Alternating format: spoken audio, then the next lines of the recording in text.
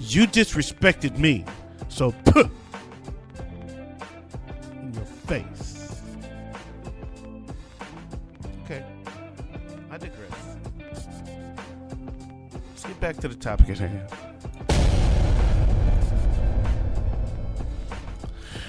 Chris Carter had a lot to say. He had a passionate rant about AP and why he should not be allowed to play, and the white people love it. Loving him.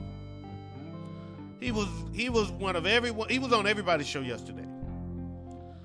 He was all over the place. All over ESPN, all over ESPN radio. Everybody wanted Chris Carter on there. Every white person wanted Chris Carter on their show yesterday. He is now their hero. White people couldn't wait to have him on their show so he could say more.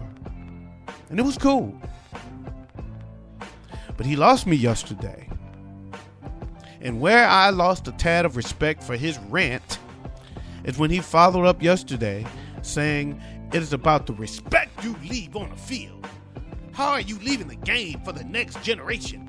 What are your actions leaving to the next generation? Teaching the kids that are watching you and looking up to you. My generation left for them. Now they got to leave this for the next generation. Blah, blah, blah.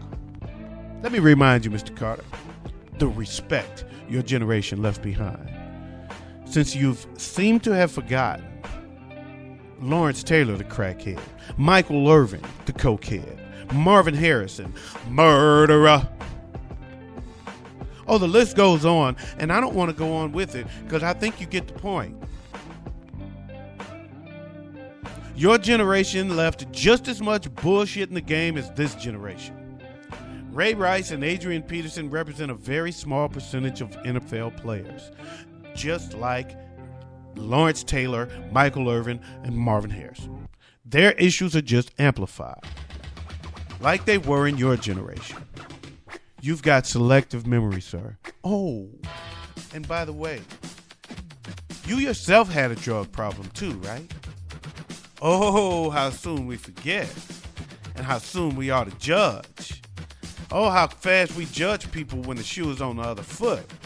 But you, LT, and Irving, you guys also were a small handful of idiots putting a black eye on the public perception of the NFL, making it hard to focus on the good guys and their good deeds. It's hard to focus when you got a black eye. I am not one to pass judgment on people too fast, and even when I do, I reserve the right to recant my stance, and I will oftentimes exercise that right.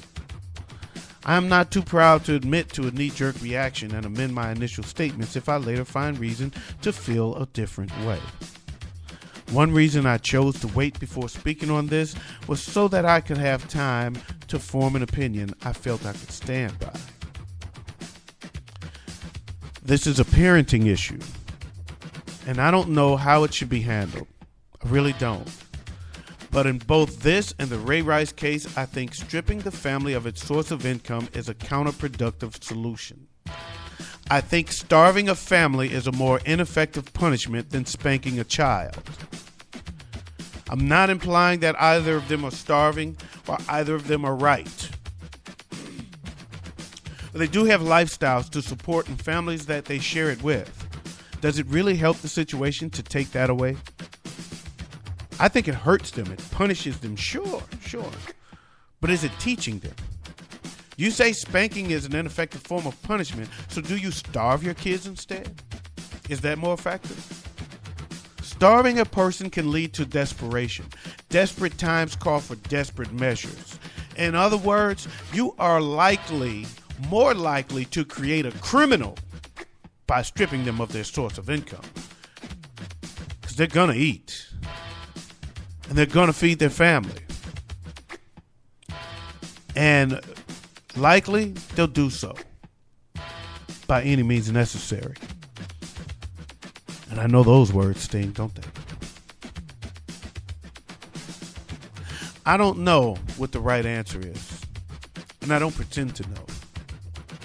I just don't think stripping these guys of their jobs is it. If they go to prison, they can't play, fine. I get that. But there are effective ways to help these families without stripping them of their source of income. And maybe I'm wrong for feeling this way, but white people need to shut the hell up and stop trying to dictate how black people should raise their children. It is not your place. When we don't spank them, you kill them.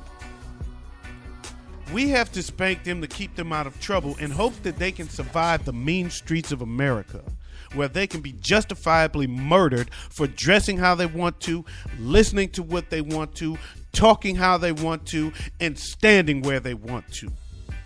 Until you care as much about Mike Brown, Trayvon Martin, Eric Garner, Justin Davis, and the rest of the long list of unjustified and unpunished murders of unarmed young black men and boys as you do about Ray Rice, Tiger Woods, and Adrian Peterson, you need to stay the fuck out of the conversation about how we raise our kids. You don't have the burden of raising a black man. And when you did, you brutalized him. So who are you to talk?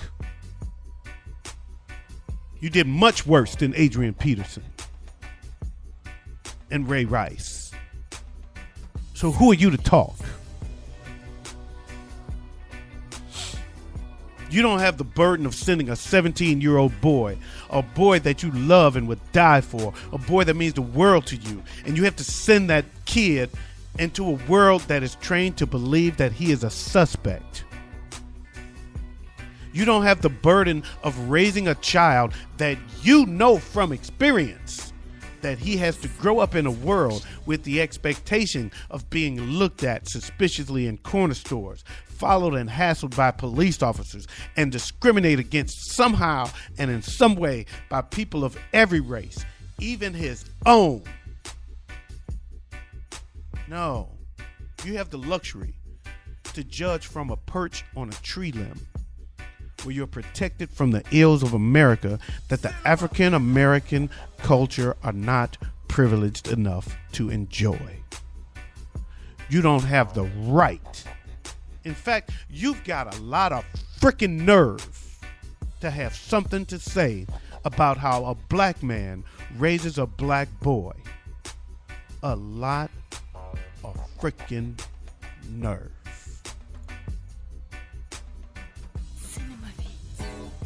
That's all I got.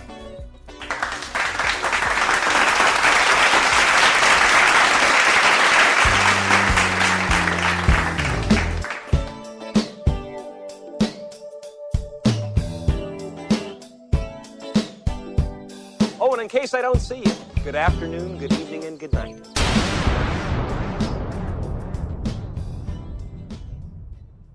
What up, though?